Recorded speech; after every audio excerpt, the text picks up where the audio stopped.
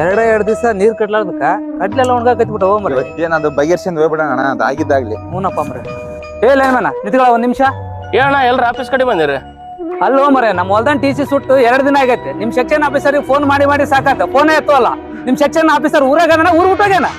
ಇಲ್ಲ ಡ್ಯೂಟಿ ಬಂದ್ರೆ ಬರ್ರಿ ಕರ್ಕೊಂಡಕ್ಕಿನ್ನ ಹೋಗ ನಡಿ ಅಂತಂದ್ರೆ ಅದೇನ್ ನಮಗೆ ಕೊಡ್ಬೇಕಾಗಿರೋದೆಲ್ಲ ಕೊಟ್ಬಿಡ್ರಿ, ನೀವೇನ್ ತಲೆ ಕೆಡ್ಸೇಬೇಡ್ರಿ, ನಾನು ಆ ಕೆಲಸ ಮಾಡಿಸ್ಕೊಡ್ತೀನಿ. ಸರ್ ನಮ್ಮ ಹಳ್ಳ್ಯಾರು ಬಂದ ಸರ್, ಏನೋ ಪ್ರಾಬ್ಲಮ್ ಅಂತ. ಹೇಳ್ರಪ್ಪ ನಿಮ್ ಸಮಸ್ಯೆ. ಫೋನ್ ಮಾಡ್ದಾಗ ಫೋನ್ ಐತ್ರಿ ಸರ್. ಫಸ್ಟ್ ಎದುರಿಗೆ ಬಂದಾಗ ಏನ್ ನಿಮ್ ಸಮಸ್ಯೆ ಅನ್ನೋದಲ್ಲ. ಸರಿ ಏನಾಯ್ತು ಹೇಳ ಮರ, ಏನಾಯ್ತು ಈಗ? ನಮ್ಮ ಹೊಲ್ದನ್ ಟಿ ಸಿ ಸುಟ್ಟು 2-3 ದಿನ ಆಗೈತೆ. ಪೈರೆಲ್ಲ ಒಣಗಾಕತ್ತಾವ ನೀರ್ ಕಟ್ಲಾರ್ದಕ್ಕ. ಫಸ್ಟ್ ಟಿ ಸಿ ಚೇಂಜ್ ಮಾಡ್ಕೊಡ್ರಿ, ಇಲ್ಲಿದ್ರೆ ನಾವ್ ಮಣ್ಣು ತಿನ್ಬೇಕಾಕತ್ ನೋಡ್ರಿ. ಸರಿ, ನನಗೆ ಗೊತ್ತಿರೋದು ಒಂದು ಟಿ ಸಿ ರಿಪೇರಿ ಮಾಡೋ ಅಂಗಡಿ ಐತೆ, ಅಲ್ಲಿಗೆ ಹೋಗಿ 1 ವಾರದೊಳಗೆ ರೆಡಿ ಮಾಡ್ತಾರೆ. ನಡಿ. ಅಲ್ಲ ಸರ್, ಹೊಲಕ್ಕ 2-3 ದಿನ ಸರ್ ನೀರ್ ಕಟ್ಟಿ, ಅದ್ರಾಗ ನೀವು 1 ವಾರ ಅಂದ್ರ ಬಂದಿರೋ ಬೆಳೆ ಎಲ್ಲ ಒಣಗಿ ಹೋಗತಿ, ಆಮೇಲೆ ಮಣ್ಣು ತಿಂದಾಕ ಸರ್ ನಾವು.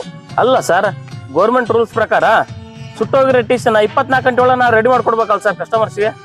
ಅಲ್ಲೋ ಲೈನ್ ಮನ್ ಡಿಪಾರ್ಟ್ಮೆಂಟ್ನಾಗ ನೀನು ಅವ್ರ ಪರವಾಗಿ ಮಾತಾಡ್ತೀಯಲ್ಲ. ಅದೇನಾನ ಆಗಿರ್ಲಿ, ಇವತ್ತು ನಮಗೆ ಟಿ ಸಿ ವ್ಯವಸ್ಥೆ ಮಾಡ್ಕೊಡ್ಬೇಕು ಅಷ್ಟೇ. ನೋಡಪ್ಪ, ರೂಲ್ಸ್ ಪ್ರಕಾರ ಬಂದಂದ್ರ 5 ದಿನ 6 ದಿನ ಆಕತಿ. ನಾನು ಹೇಳಿದ್ರಲ್ಲ ಅಲ್ಲಿಗೆ ಹೋಗ್ರಿ, 15-20 ಸಾವಿರ ಕೊಟ್ರಿ ಇವತ್ತ ತಗೊಂಡೋಡ್ರಿ ನೀವು ಟಿ ಸಿನ.